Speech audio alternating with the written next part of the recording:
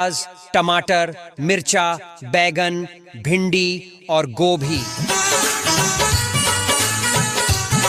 ताजा ताजा सब्जी, एकदम बढ़िया और सस्ता सब्जियां लाए हैं आपके लिए। ये चांद कोई दीवाना है। बहनों भाइयों, सीधा खेत से आई है ताजा सब्जी।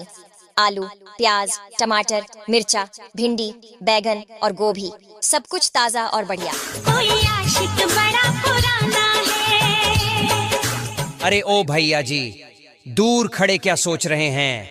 आइए आइए, घर के सामने ताजी सब्जी मिल रही है। पीछे किसके ये भागे? जो चाहिए वही लीजिए, एकदम ताजा और हरी भरी सब्जी।